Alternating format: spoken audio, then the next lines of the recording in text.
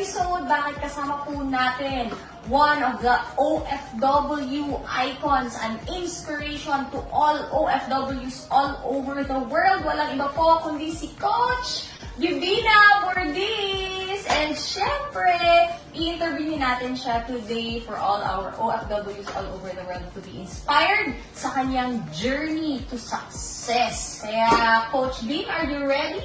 Yes! Yan! So, para at least magkaroon naman ng konting background ang ating mga manonood ngayon, kwento mo naman kung sino ba si Divina before, or yung experience mo as an OFW, kumusta? Ayan, so actually, ang ganda ng ating mga katanungan. So, dati po akong, OFW. Bago ko po na-meet ang online platform. Ilang years ka nga? 6 years Wow. in total. Pero bago ko po na-meet si online platform, isa po ako, a single mom na nag-strive mga ibang bansa kasi at the time, naniniwala tayo na isa sa pamamaraan na mapapabilis tayo at masusustain talaga natin yung pangailangan natin. One way is sa pagiging OFW or trabaho sa ibang bansa. So, during the 6 years experience as an OFW, ano yung greatest lessons na tutunan mo doon bilang OFW na, realizations, kumbaga? Yes, I realized na really, OFW is not a lifetime job. Yun po talaga yung na-realize o yun yung pinaka-greatest ko talaga na na-realize. Sabi ko, grabe, yung mga isipin mo, yung mga anak ko, lumaki lang sila sa Facebook, lumaki lang sila, nag-celebrate sila, nang sila lang. Yung mga holidays na pinagdaanan namin, wala. Hindi talaga kaya lahat, di ba, na puro yung, minsan tayo, OFW, dinadaan na lang natin sa pera, dinadaan na lang sa gadget, kasi mapakasakali ka na doon, mapunuan mo yung mga part mo na wala ka. Pero hindi, iba pa din talaga yung makasama mo sila, yung pagising mo, may good morning hugs ka, di ba, yung pagising mo na, nandyan, may sakit sila. Ikaw yung agad yung nandyan, magkakasama kayo. Kumbaga, agad-agad. Hindi yung ibang tao ang kumakalinga sa mga anak mo, kundi ikaw mismo. Alam ko, katulad niyan, ngayon, na-experience ko talaga din yung holiday season. So, nandito kami, mga birthday, magkakasama. So, yun po talaga yung na-realize ko na hindi kayang tumbasan ng pera. Yes. Yung panahon, oras na kayang ibigay sa pamilya. Yes, that's right, that's right. And for sure, makaka-relate yung ating mga OFWs all over the world. So ngayon, paano mo na-involve yung sarili mo dito sa online platform na meron tayo? Ayan, so actually, bago ko po talaga na-meet si online platform na to, nag-prepare po talaga ako ng opportunity kasi sa isang OFW, kaway-kaway sa mga OFW na pagod na. Kasi isang, desperado na talaga ako. Pagod na ako sa paulit-ulit sawa na ako sa paulit-ulit. Nag-prepare talaga ako ng isang opportunity na yung bang tipong at least makita ko pa yung light. At the end of the tunnel na, yung dulo na yung daanan, or at least ang dulo na lang, yung sakripisyo na gagawin ko. So nag-pray ako na may isang bagay sana ako na maisabay doon sa ginagawa ko. Na habang busy man ako sa ginagawa ko, kasi syempre busy talaga dahil nagtatrabaho. Limited din talaga yung paghawak ko ng phone. Pero sa kaka-pray ko, talagang ito na, di ba? Lumapag. Dinilig. Kaya lumapag sa harap ko. Isa po ako sa produkto talaga ng tao. Wow. Isa ka sa mga nag-how ngayon. Wow. From how to wow. Oo, na testimony as an OFW. So, kwento mo naman yung kumbaga, paano na yung process nun? Inaliwanag lang talaga no other than, napaka-bless natin, di ba? Kasi, sa dami, di ba? So, kwento naman natin, Coach Bing, ano na yung mga naging resulta mo nung ginagawa mo na siya habang nasa abroad? Kumusta? Ay, grabe. Nung ginagawa ko na yung negosyo, kasi isang oras lang talaga, 2 oras. Depende yan sa kung gaano karami yung trabaho mo sa maghapon, kung ilan na lang yung energy na natitira mo sa after ng trabaho mo, yun yung i-spend mo sa negosyo mo. Kasi, syempre naniniwala ako na pagka ginagawa ko yan siya ng tuloy-tuloy, everyday I'm getting closer naman to my dreams. So, Kwento mo naman yung nangyari sa'yo nung nakauwi ka na for good. ayun, yan. That's the most exciting part dito sa journey ko. Kasi actually, isipin mo naman na sineryoso ko lang yung negosyo ko sa Dubai kasi nagigigil, di ba? Yung mga parang tuwang-tuwa ka na lumalaki yung income. So, siniseryoso ko lang. Pero pagdating ko dito, grabe, naglabas ng na isa na pala ako napasama sa naging milyonarya. Tapos, nahanap ko yes. Sabi ko, grabe, sobrang dami akong mga nasamahan na mga event. Di ba? Talagang nag-lifestyle na. Time freedom Di ba? talaga. Time freedom. Doon ko po talaga naisip sa sarili ko na hindi lang pala ito yung value ko na katulong, di ba? Na taga-punas lang, taga-punas ka, taga-punas sa lang. alaga. Na parang dati kasi talagang ang baba, di ba, ng tingin ko sa sarili ko. Kasi akala natin, yun lang yung kaya nating gawin.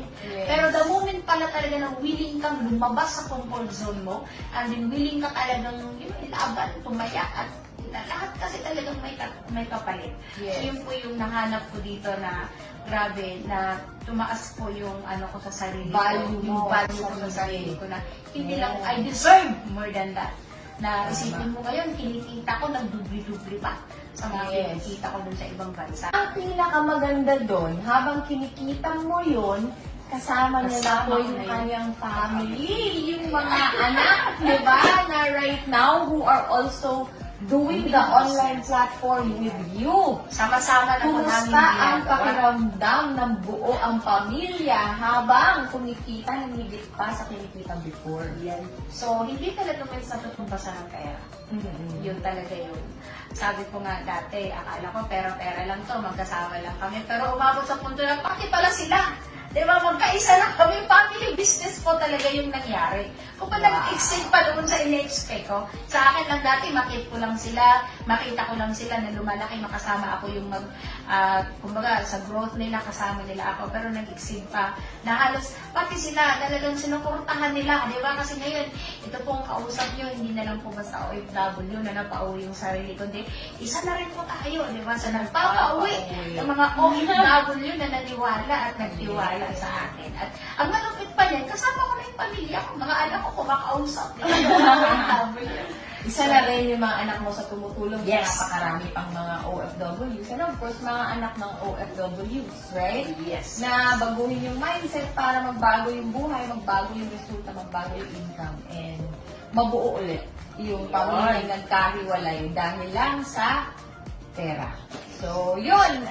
It's very inspiring kasi ako po mismo, I'm a witness dun sa mga kinuwento ni Coach Dean right now na mga nangyari sa kanya. Simula nung nasa abroad, simula nung nag-start, hanggang nung kumikita na siya, hanggang nung umuwi dito na naging first millionaire in her family na right now buo sila, magkasama sila, nagkakasama sila sa lahat ng mga occasions, di ba? Special man yan, every day is a special occasion kasi kasama na yung family niya. So, Coach Dean, ano yung masasabi mo as last message sa lahat ng mga OFWs natin all over the world na, alam natin may kirot talaga May kirot sa puso yung mawalay sa pamilya, gusto din makauwi for good, magkatipon. What can you tell them? Ayan, so sa lahat po ng nakapanood ng video na to, kung hindi kasi kung first time, dahil marami naman na talaga nakakapanood sa atin, kung first time ako napanood ngayon, ang kwento ko po talaga is literal, di ba, na OFW na talaga nag-strive sa ibang bansa, sumubok, di ba, tapos napagod. Kaya kanina yung mga kwentuhan namin siguro kung umpisa mo talaga, masundan mo ako na isa lang talaga po yung hindi naman talaga yung yung figure ba na pera-pera, I believe, ang hinahanap natin, freedom Yes. Freedom na makasama mo yung pamilya mo. Freedom na nandito ka sa sarili mong bansa. Na nagagawa natin na hindi kasama mo lahat, pamilya mo, ikaw. Ikaw mismo yung nag-look out sa family, sa mga anak mo. And then, hindi na, kung ilang taon ka na dyan sa ginagawa mo, dapat maisip mo din na, saan ka ba niyan dadalhin sa ginagawa mo? So, I am once like you. Isa lang din akong OFW na naglakas lang ng loob. So kung napapanood mo ako ngayon, I hope na na-inspired ka kasi kung nagawa ka po. Sure ako na siguro mas magaling ka pa, di ba? Lahat, masamak na, mas magagawa mo pa siguro. Ang kailangan lang naman talaga nila minsan ay sumubok. Yes, Subukan. lakas ng loob. Kasi yung transformation po talaga ngayon para sa akin, ang dulo ang naano ko lang talaga is, there's no place like home. Yes. There's no place like home. Kaya hindi na po ito yung time, lalo na sa mga matatagal na dyan.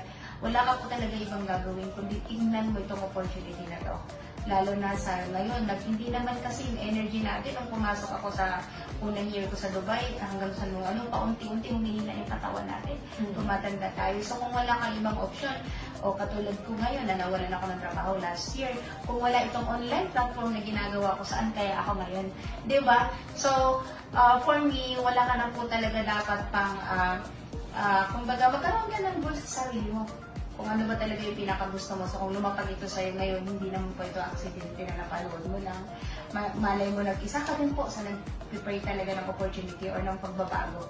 Na makasama mo na din pa yung family mo at ikaw na po talaga yung next. Yes! And siguro masasabi ko po sa inyo, sa lahat ng mga OFWs out there, kung gaano po kalakas ang loob mo na mag-abroad, ganun lang din kalakas ng loob ang ipamalas mo or itawid mo ngayon para mapauwi mo din yung sarili mo for good and makasama mo yung pamilya mo. And isa lang ang gagawin mo, mag-how ka lang kasi co-convert natin yung how mo to wow story kagaya ng kay Coach Dean. Kaya thank you so much for watching this video.